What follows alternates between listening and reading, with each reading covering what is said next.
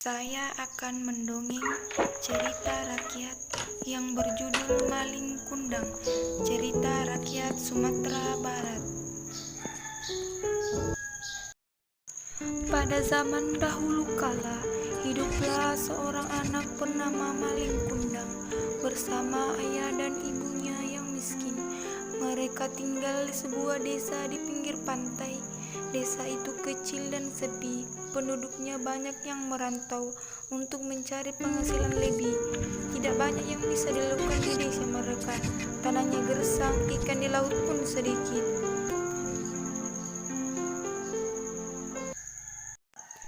Maling Kundang suka sekali bermain. Setiap hari, kerjanya hanya mengejar ayam satu-satunya milik orang tuanya. Maling Kundang terus mengejar si burik. Ketika Maling Kundang berhasil menangkapnya, biasanya dia akan menyiksa ayam itu. Suatu hari, ayah Maling Kundang hendak merantau ke negeri seberang. Konon katanya, negeri seberang sangat kaya dan mencari uang di sana sangat mudah, kata ayahnya. Ayah berangkat ya, Maling, kata Maling. Iya ayah. Ayah Maling Kundang segera ikut naik kapal bersama penduduk lain yang hendak merantau. Tinggallah Maling Kundang dan ibunya. Hari demi hari, tidak ada kabar dari sang ayah. Sang ibu pun bekerja lebih keras untuk mencukupi kehidupan sehari-hari mereka. Pada suatu hari, Maling Kundang mengejar si burik hingga terjatuh. Lukanya cukup parah dan mengeluarkan darah. Sang ibu segera mengobati luka Maling Kundang. Dengan penuh kasih sayang, dia merawat Maling. Ibunya mengatakan lukanya bisa sembuh, namun bekasnya susah hilang. Hari terus berganti hingga Maling Kundang beranjak dewasa. Tidak terasa Maling Kundang sekarang menjadi pemuda yang tampan dan kuat. Ia mulai bosan tinggal di desa yang sepi dan miskin itu. Dia ingin merantau seperti ayahnya. Kemudian Maling Kundang meminta izin kepada ibunya.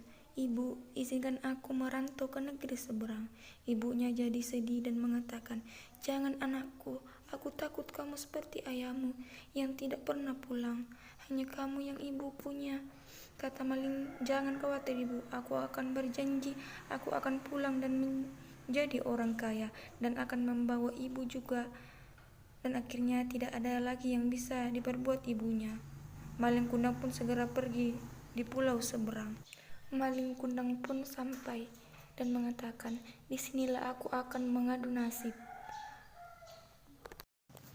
Maling Kundang bekerja keras, siang dan malam hanya satu yang ada di dalam benaknya, yaitu jadi orang kaya. Tekad dan kerja keras membuahkan hasil. Dia sekarang menjadi orang yang kaya, punya kapal besar dan 100 awak kapal. Maling Kundang mengatakan, aku kaya, aku kaya. Suatu hari, Maling Kundang bersama istrinya berlabuh di pelabuhan desa kampung halaman Maling Kundang. Berita tentang suksesnya Maling Kundang terdengar sampai di telinga ibunya. Apakah itu kapal si maling anakku? Dengan hati riang, ibu yang sedang renta itu berjalan ke pinggir pantai. Dia memang Maling Kundang, aku yakin, batin ibunya saat Maling turun dari kapal bersama istrinya. Maling, kamu pulang nak.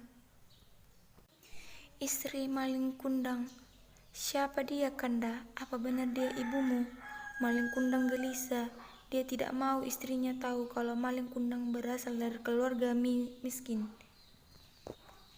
Maling Kundang mengatakan, entahlah Dinda, mungkin hanya pengemis tua yang hendak meminta sedekah.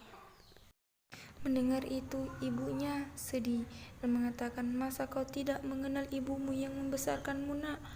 Maling Kundang menjadi marah, ibuku sudah lama meninggal, jangan mengaku wahai pengemis tua.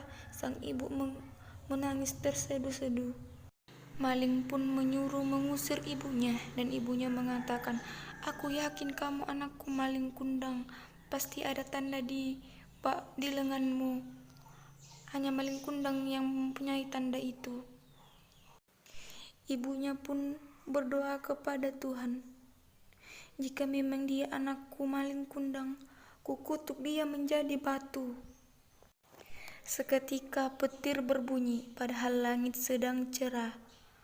Pelan-pelan maling merasakan ada hal yang aneh pada tubuhnya yang semakin kaku.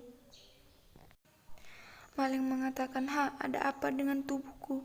Tubuhku kaku." "Oh tidak." Maling kundang pun menjadi batu. "Terlambat sudah untuk menyesali sifat durhakamu kepada ibumu."